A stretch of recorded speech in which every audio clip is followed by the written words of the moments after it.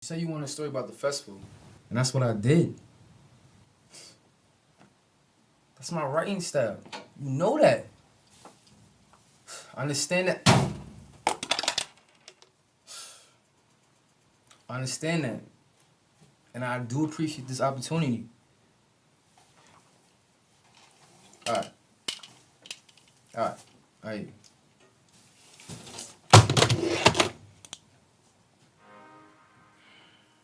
Hey guys, welcome back to Sincerely Yours. I'm Chelsi Thomas. I have another illustrious guest here with me today, Ta'Quan Pugh. Happy to be here. Hello. What's going on? Thanks for being here. Happy to be here. Thank you for having me. Of course. So Ta'Quan is a director, filmmaker, producer, and he recently just produced a digital series called Deliver Our Love. It's on Vimeo, Facebook, YouTube, right? Yeah, and YouTube, yeah. And the pilot premiered April 28th, right? April 28th, yeah. So it's available now. Our YouTube and Facebook and Vimeo channel is Prophecy Film Studio.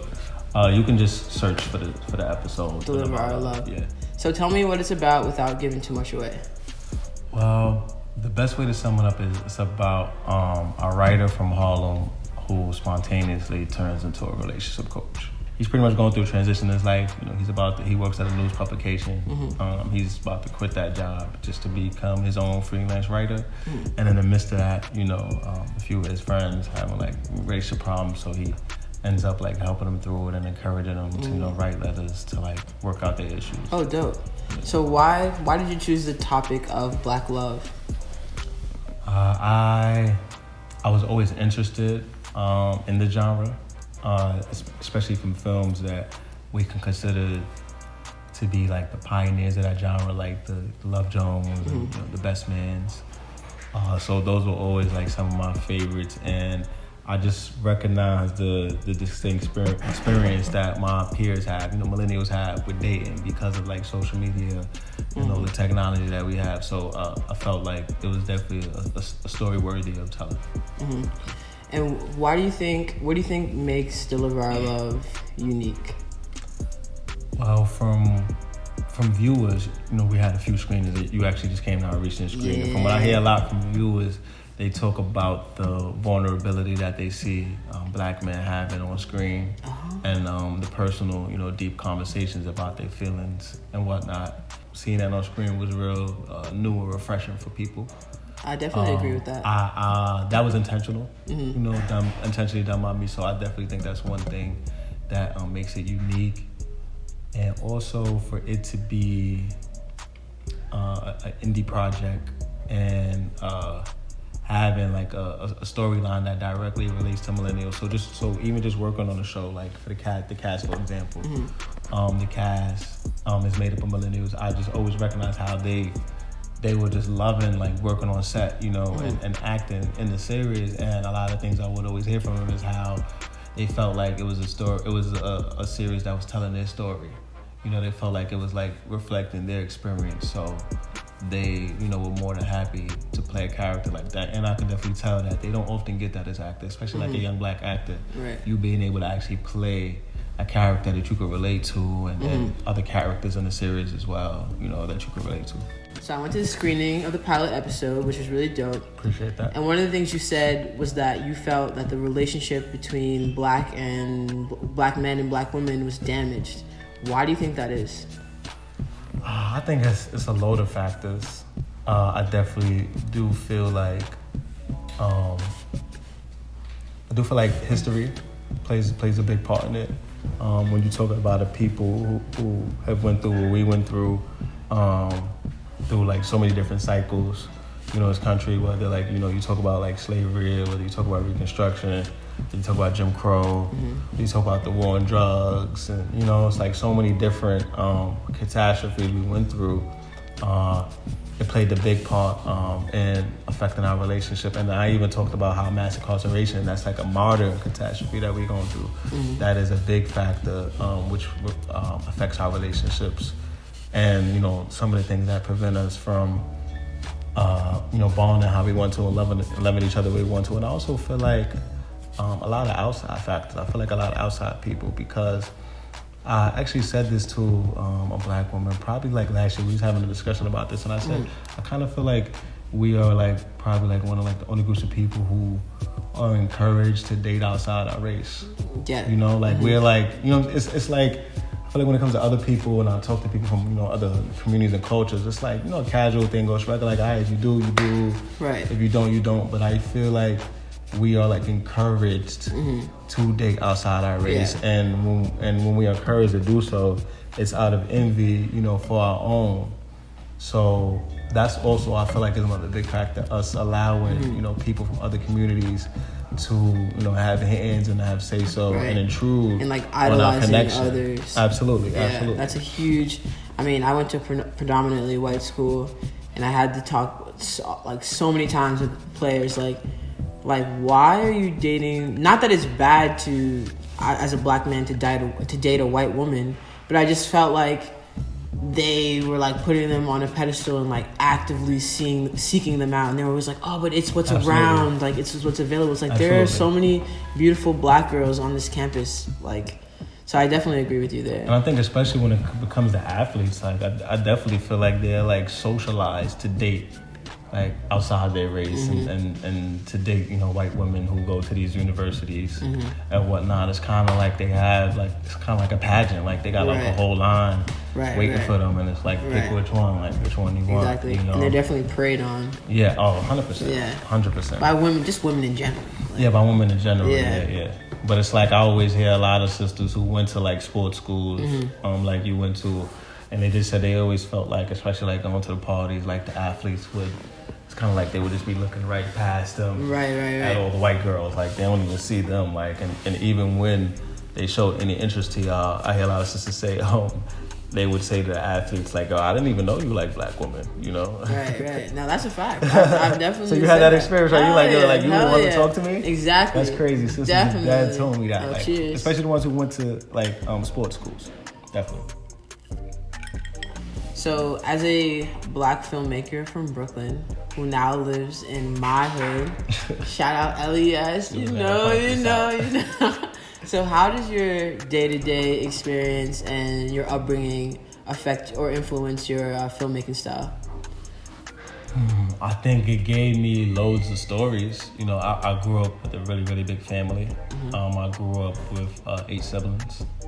What? Yeah, I grew up with 8 siblings. And where are you, like, in the age? I'm the middle child. Right? Okay. You know, so, you know, it's a struggle being the middle child. Middle child, we always have, like, crisis and, like, I'm an identity child, crisis. So I don't know. Really? Well, not identity crisis, more so like, what's the best way to describe it? Like you feeling like you don't know your place. It's like, because the middle child, my experience was having to take on the responsibilities of the older kids, do the things they did, but I was treated like one of the little ones. So it was like a dilemma for me. I'm like, yo, like, if y'all go treat me like the little kids, like, let me do the little kid shit. Like, why I gotta do, you know, the stuff that the big kids do, and I get treated like a little kid. So that's trash. That's the experience of, like, the middle child, and we always feel like we always gotta, like, take care of the younger ones, or well, look after the younger ones. I don't want to say take care. I didn't have to take care of none of my siblings, but, you know, look after the younger ones and take initiative to do things. Yeah, like, you know, so I've had loads of stories. I mean, being from New York, being from like such a distinct place, you know, it's a million like different experiences I could speak to. Coming from Bed-Stuy, like a historically notorious black neighborhood, you know, just having like that pride, you know, in your community and in your heritage. I grew up with that, so that plays a big part in like my identity as a filmmaker. And then, you know, moving to the Lower East Side, I just think that it helped like diversify my outlook on life. Because I was exposed to a lot more things when I moved to the Lower East Side. See what LES will do for you? I mean, I wasn't looking forward to all the things I was exposed to, but, you know, I'm grateful now. You know what I'm saying? So, who are some of your influences? Like, what shows are you watching right now? Like, who are some of your influences in terms of directors? You know what's crazy? I'm watching the show, and I feel like people will be surprised. I don't want to say surprised, but I just feel like it's not what I'm expecting. And I don't even know how to pronounce it right. It's on Amazon, and it's called The Marvelous Mrs. Maisel.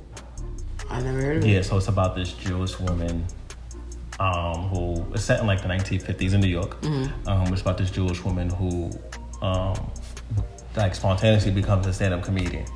Like her husband was a stand-up comedian, and she became one just by going to like the amateur night that they have at the spot like he goes to, and she was just venting about her marriage, and they laughed and loved it, and they brought her back, and she became a comedian. So just her balancing that's what the show is about. And Sounds dope. Check it out. Yeah, definitely check it out. And I think the most interesting thing that drew me towards it was me seeing another New York story.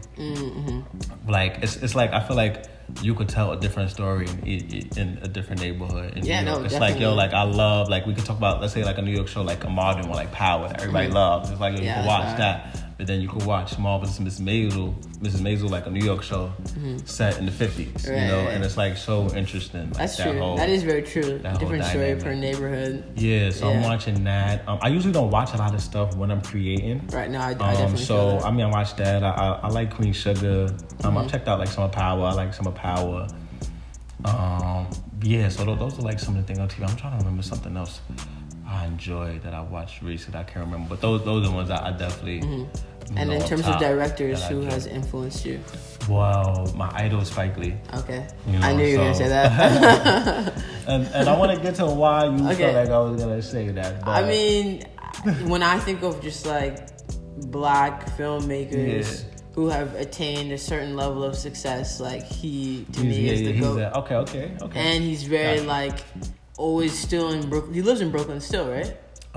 Not anymore. Okay. I think he lives in Manhattan now. Okay. Because I remember he had like a nice brownstone. Yeah, brownstone in Brooklyn. Yeah. So he's still like always there, you know, like. So he's not just one of the people to just like make it and just never come back.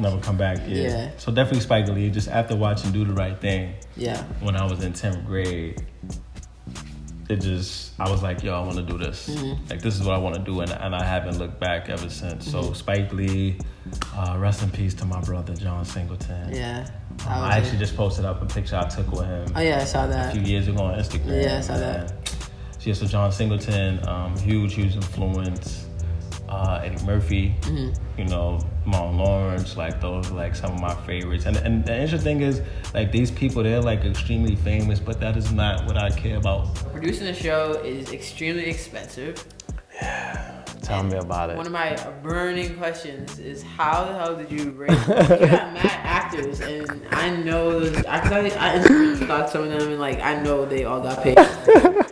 They do not look like some. Yo, you really a journalist? Like you really be like that you're leading actor. You just looked at them like, yo, I know he ain't get all of it for free. Yeah, like, exactly. No, I had to pay. Yeah. So how did you raise the money for this? So the majority of it I put up, and I actually have a couple of investors. Oh, dope. And the dope thing about these investors is they're people who knew me over the years, and they see my grind and dedication. And once I told them about this project, which this is like my first big project, you know, that I'm seeking to, you know, have on a big platform.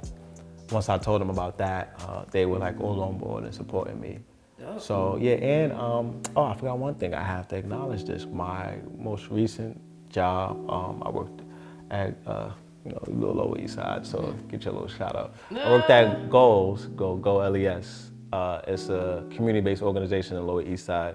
And the director there actually threw a fundraiser screening for me and helped me raise some additional funds right before production. Oh, that's awesome. That was a huge help. So I mean, I'm just grateful, man. I had people who, and she's another one who saw my grind and dedication over the years. So it got to the point where like they actually wanted to help me, you know. Oh, that's amazing. Yeah, they want to tell me. So your goals for 2019. For the show. Get this deal situation set up. So right now, like I said, the pilot is on the internet. Deliver Our Love. So when you go on YouTube, you could just hit Deliver Our Love in the search, it'll pop up. So yeah, check out the pilot. Right now, we're currently shopping season 1, which is an additional 6 episodes.